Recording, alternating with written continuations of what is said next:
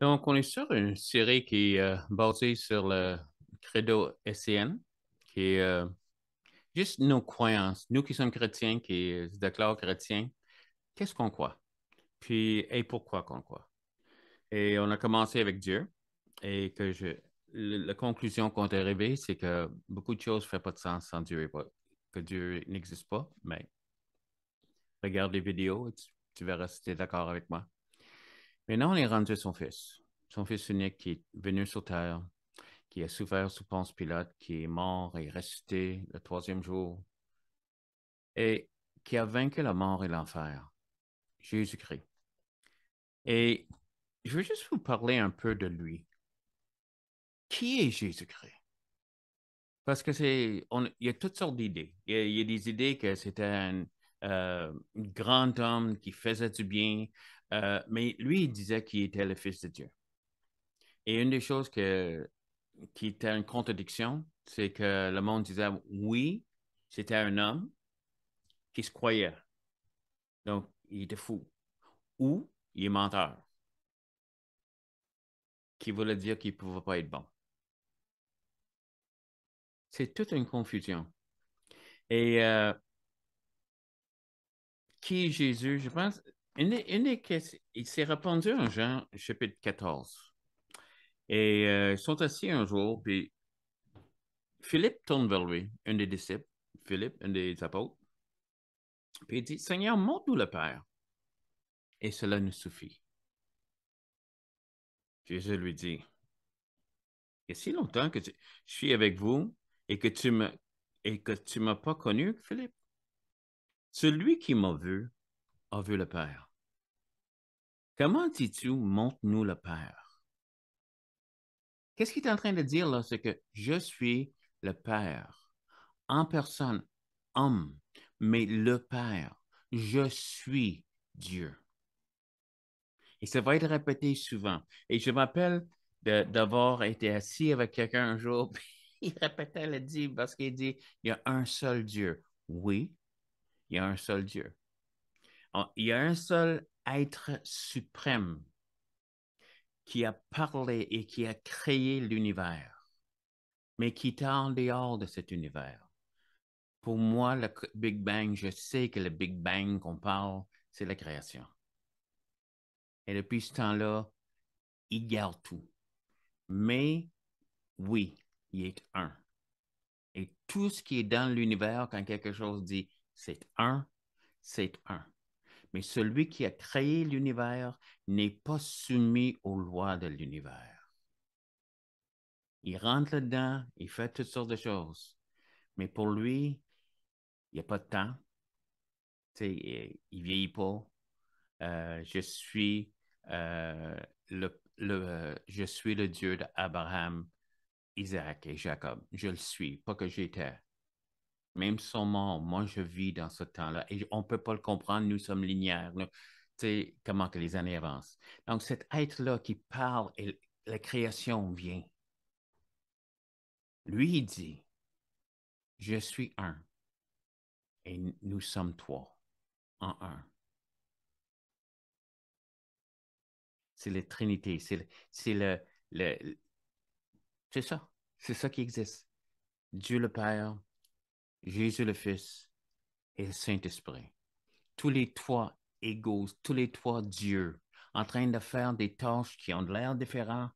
Et si je te dis que je le comprends complètement, je serai un menteur. Mais quand celui qui m'a touché, celui qui a marché dans ma vie, qui a rentré et dit, c'est comme ça marche.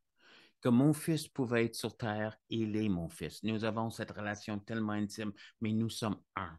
Nous sommes Dieu. Saint-Esprit est Dieu.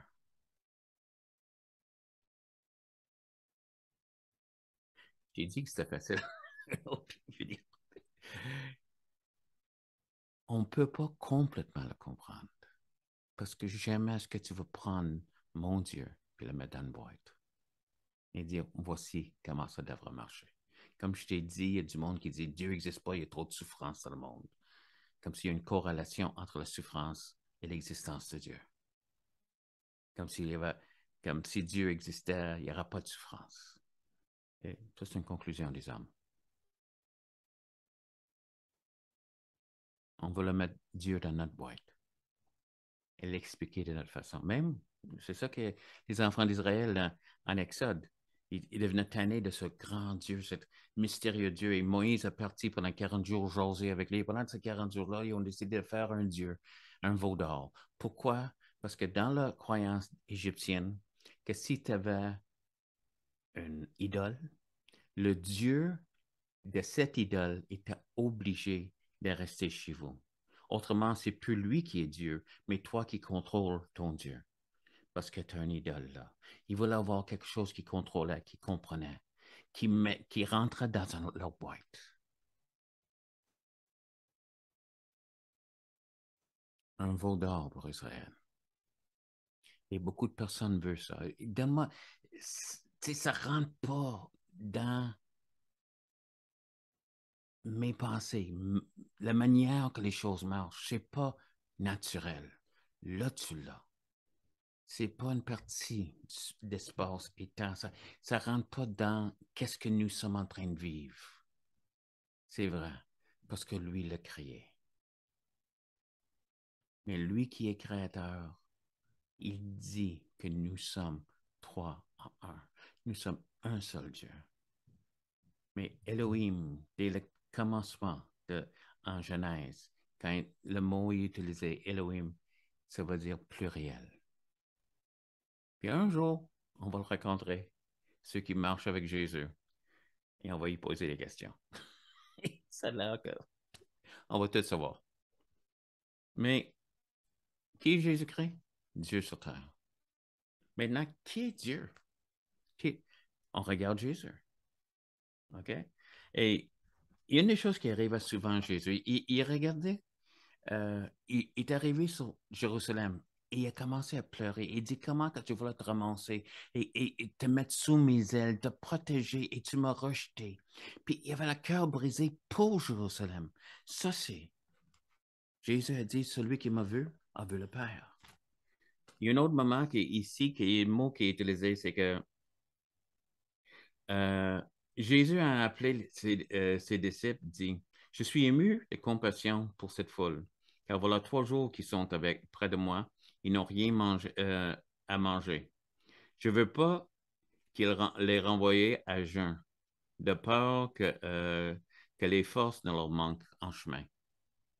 Et c'est le mot là, c'est que il a regardé la foule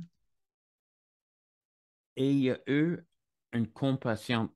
Le mot en grec c'est une douleur dans les entrailles.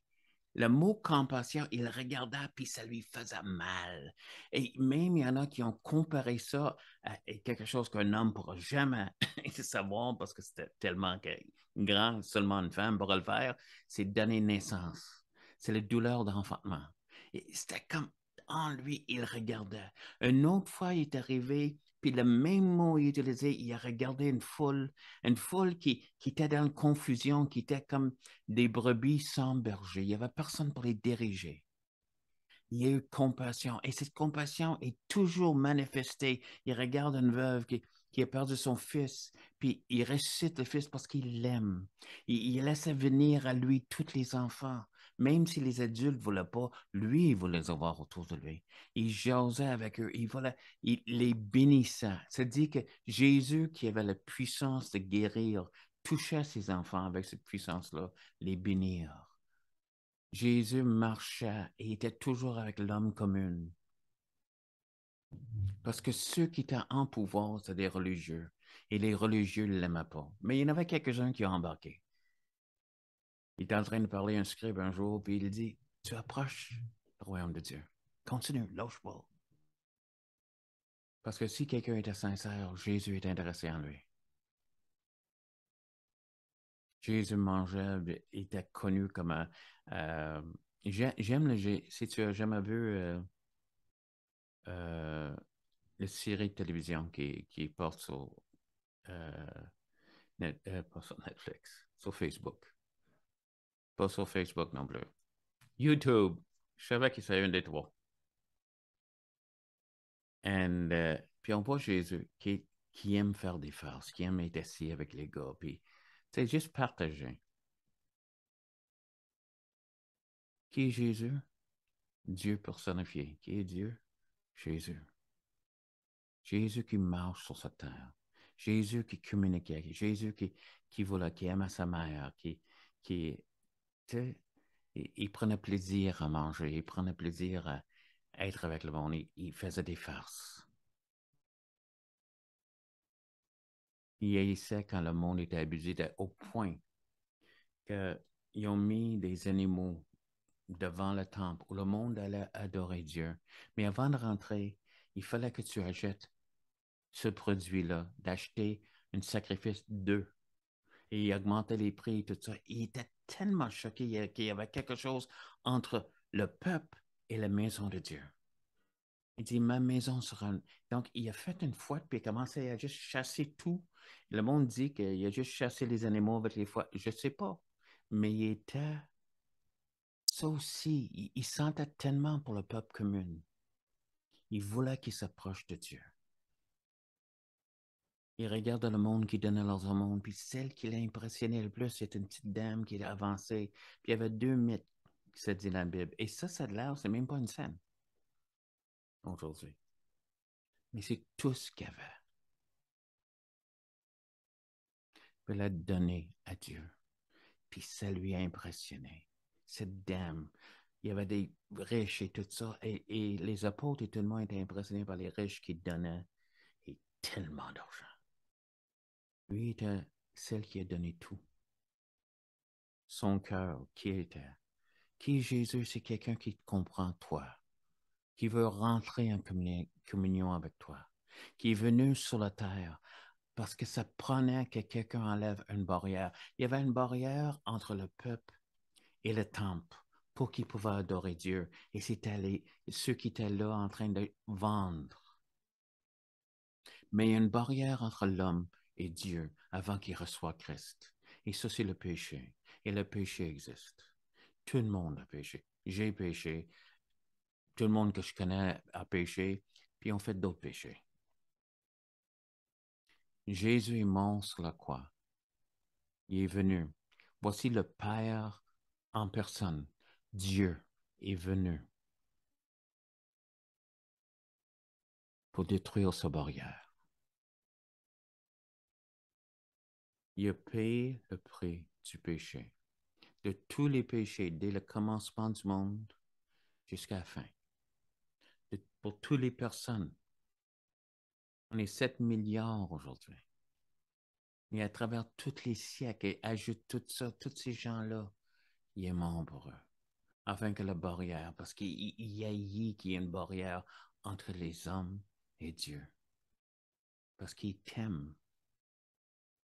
Il t'aime, il veut t'avoir avec lui. Qui est Jésus? Celui qui t'aime. Il est le chemin, la vie, la vérité. Celui qui vient à lui. Par lui, on vient à Dieu.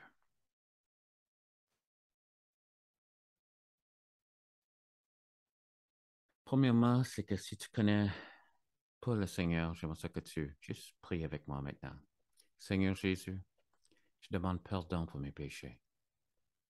Et je demande que tu deviens le Seigneur de ma vie. Je reçois la vie éternelle en toi, Jésus. Je reçois la vie que tu as achetée pour moi sur la croix. Seigneur, je demande que tu scelles cette décision aujourd'hui. Saint-Esprit, que tu le fais. Et Seigneur, que mon frère et ma sœur grandissent en toi, qu'ils trouvent une place de croissance. Alléluia. Et si tu es chrétien, un des doutes qui arrive souvent aux chrétiens avec tous les malheurs, les choses de ce monde, est-ce que Dieu m'aime?